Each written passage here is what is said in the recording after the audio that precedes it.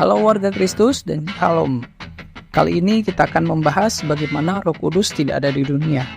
Apakah yang akan terjadi jika Roh Kudus tidak ada? Apakah agama Kristen tetap ada? Atau apa yang terjadi pada gereja jika Roh Kudus tidak ada? Namun sebelum pembahasan, jangan lupa di-subscribe dan tekan notifikasi loncengnya agar mendapat info update video terbaru dari kami. Oke?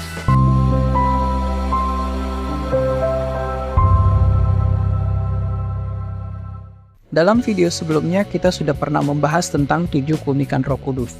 Linknya saya taruh di deskripsi. Namun saya jelaskan lagi sedikit tentang Roh Kudus. Roh Kudus dalam istilah Ibrani yaitu adalah ruah, yang berarti angin, nafas, atau roh. Terjemahan kata ini dalam bahasa Yunani yaitu adalah pneuma. Kedua istilah ini sering digunakan dalam ayat yang membahas Roh Kudus. Istilah ini pertama kali ditemukan dalam Alkitab pada ayat kedua, Roh Allah atau Ruach Elohim melayang-layang di atas permukaan air dalam Kejadian 1 ayat 2. Di dalam Kejadian 6 ayat 17, ruah diterjemahkan sebagai bernyawa. Kejadian 8 ayat 1. Menggunakan ruah sebagai rujukan pada angin yang Allah utus ke bumi supaya air bah surut dari permukaan bumi. Secara keseluruhan, istilah ruah ditemukan hampir 400 kali dalam Perjanjian Lama. Namun ini bukan pengajaran tentang teologi Roh Kudus ya. Kita akan membahas bagaimana jika Roh Kudus tidak ada di dunia, dan inilah yang akan terjadi.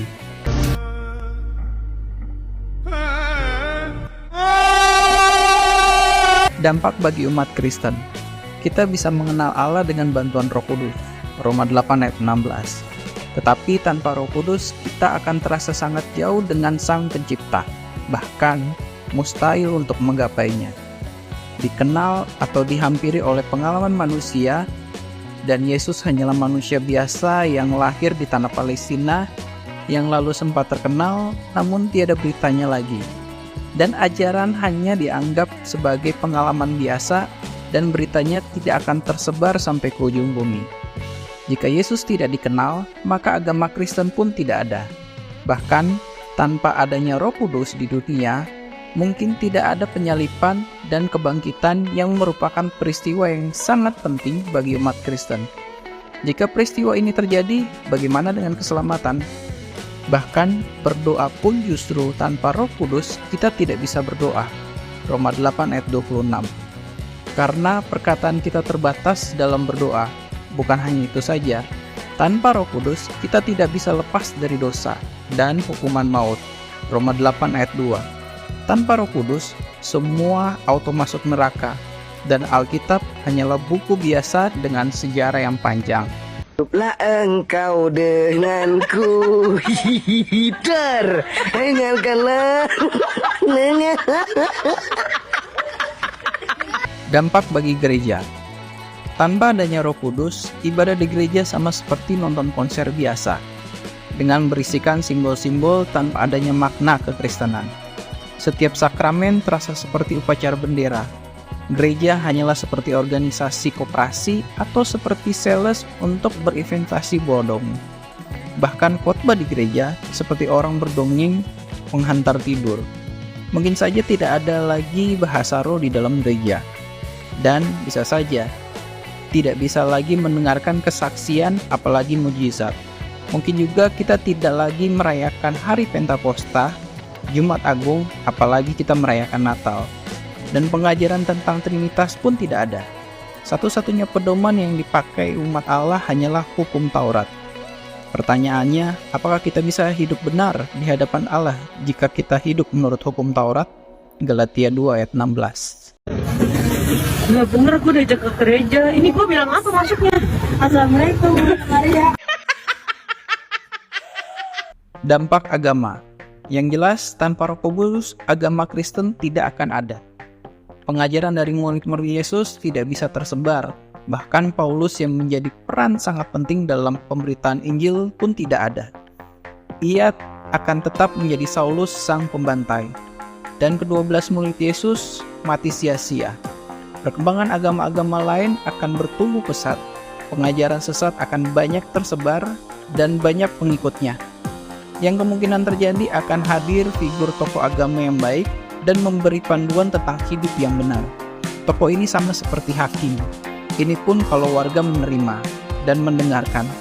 Tetapi kalau tidak, bahkan parahnya, Konsili Nisea tidak ada. Bagi yang tidak tahu, Konsili Nisea ini singkatnya membahas tentang ketuhanan Yesus, Trinitas, dan salah satunya tentang Roh Kudus, dan juga kanon Alkitab.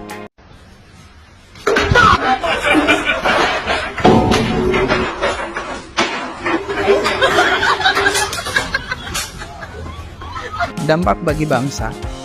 Dalam Yohanes 16 ayat 8, salah satu tugas Roh Kudus adalah menginsafkan dunia akan dosa. Atau sederhananya, Roh Kudus yang memberitahu ini salah, ini benar, ini tidak boleh, ini baik. Tetapi bagaimana jika Roh Kudus tidak ada? Bisa saja penjajahan di Indonesia tetap berlangsung sampai sekarang. Bahkan negara-negara Kristen dan Katolik tidak ada. Perang antar bangsa-bangsa bisa saja terjadi. Pengaruh Kristen dan Katolik di dunia politik bisa saja tidak ada.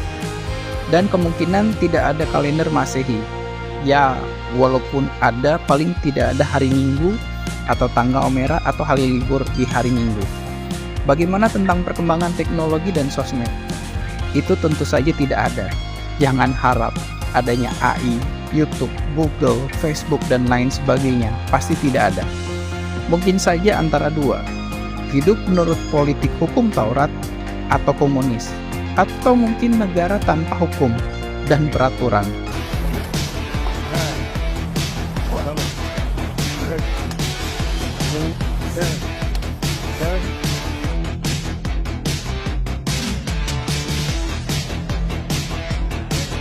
Itulah dampak yang kemungkinan terjadi jika Roh Kudus tidak ada di dunia.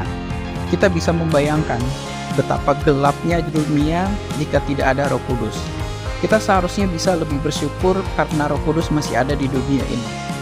Dia yang menyimbangkan segala sesuatu dan mengaturnya.